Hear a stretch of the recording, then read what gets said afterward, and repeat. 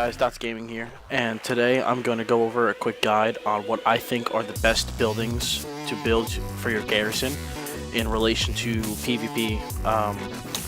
This is just my personal opinions. This is not hardcore fact.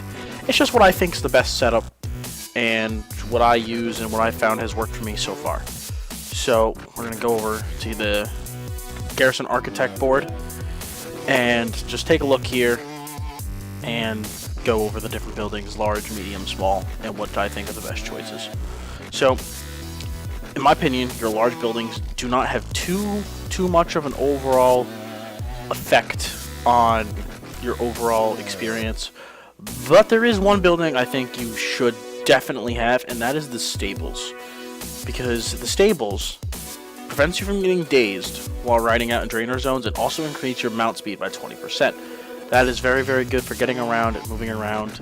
And in my opinion, the other stuff doesn't really have much of an impact. I could possibly see the Gnomish Gearworks having an impact because you can get certain devices that could be used in the PvP setting. I don't know, I haven't looked too much into this. But overall, your large buildings really don't have an overall effect on your PvP experience. The bunker is not really used. I don't really know much about the mage tower. I'm just gathering that you can teleport around Draenor. But I run barracks and stables. Barracks for the bodyguard.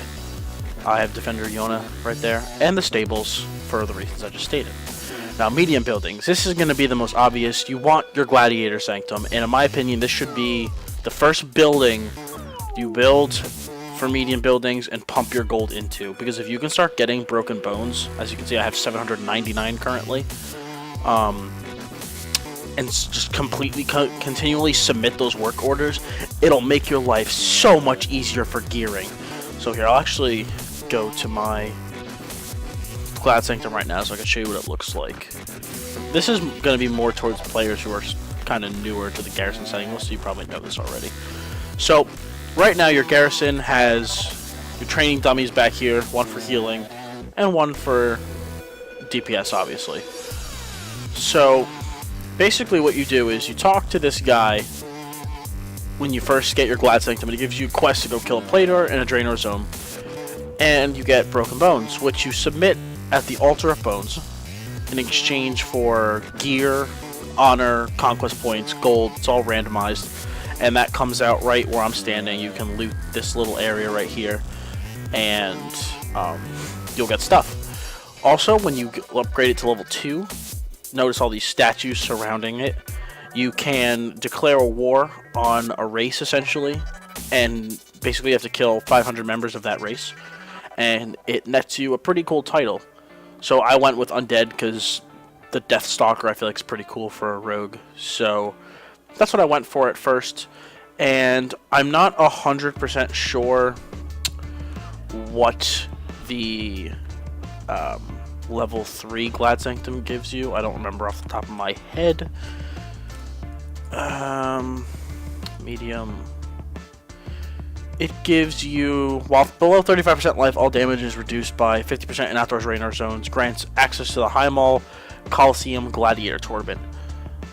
I don't know exactly what that tournament is. I remember watching a video on it.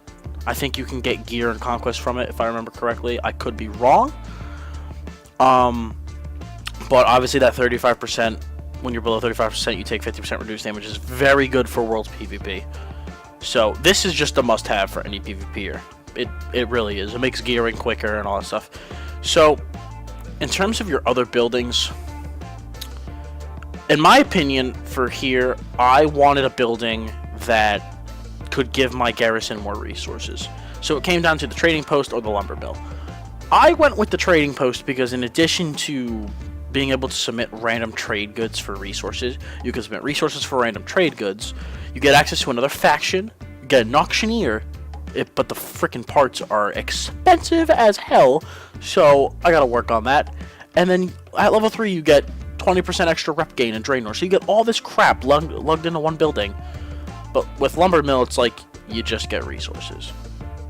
So I feel like the trading post gives more bang for your buck, but that's just my personal opinion. the other stuff doesn't really have much of a effect on PvP, obviously. And now small buildings. This is my favorite topic to talk about. So, I have got to say that the Enchanter Study is probably my favorite building in my entire garrison. It is awesome. If you are not an enchanter, you have to, like, you just need this building. This building, I'm gonna run out there real quick and I'll come back in later. For those of you who don't know, instead of having to, post and trade chat that, you need enchants and you need, shit disenchanted, you can just come here. It's fantastic. I'm working there right now. So what you do is you come to the Essence font, you right click it, and the Essence font can break down weapons and armor of good quality or higher into enchantment materials. The item is destroyed. These only work on Draenor items, but you have your personal disenchanter right here with this font, which is pretty freaking solid. Also, get the Enchanter's Assistant. That's the guy you submit your work orders to. And the Enchanter. This is my favorite part. She can enchant your stuff. That's fantastic. You unlock better enchants as you level up. It's fantastic. Like, you have a personal enchanter inside your base. So, in my opinion, it really, really is a must-have if you do not have enchanting. So, also with talking about small buildings, there are certain weapon enchants that I don't think that they have. So you're going to have to obviously look for players for that. But the starting weapon enchant, the Mark of the Shattered Hand, they have. So, excuse me. So, now, in my opinion, the rest of this comes down to your professions. I have mining and herbalism, so the excavation and the herb garden are obviously most relevant to me, and they come with the garrison. So, being that I already have the Enchanter Study, the only other two options I had was the salvage yard and the storehouse. And I liked the storehouse to begin with because you get transmog void storage in your base. Like, that's pretty awesome. And all your buildings get 15 more work orders. So, like, with the storehouse, I'll have transmog and all that stuff in my base. With the medium building, I'll have an auctioneer in my base. I'll have a bank in my base. Like, my base is pretty damn self-sufficient, if you ask me. Like, I don't know. I like that setup. The salvage yard, again, I went with that mainly because none of these other buildings apply to me. But if you have one of these professions, obviously I recommend getting the hookup with this building. So that's pretty much it. Honestly, garrisons are pretty simple. I really have been enjoying my garrison. I think it's a really cool addition to the game. And for PvP setup, there isn't like an overwhelming amount of choices. But in my opinion, obviously, your biggest concern is your Glad Sanctum and getting that leveled up. So, I know this guide was kind of short. I know it was kind of sweet to the point. And some of you probably already know all this, and this is redundant information.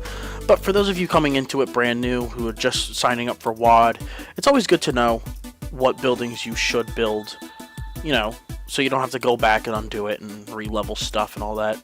So, again, too long, didn't read version of all this. Get your Glad Sanctum ASAP, level that up, collect broken bones, and profit. So, hope that was informative. Hope you guys enjoyed the video. As always, subscribe, and I'll see you next time.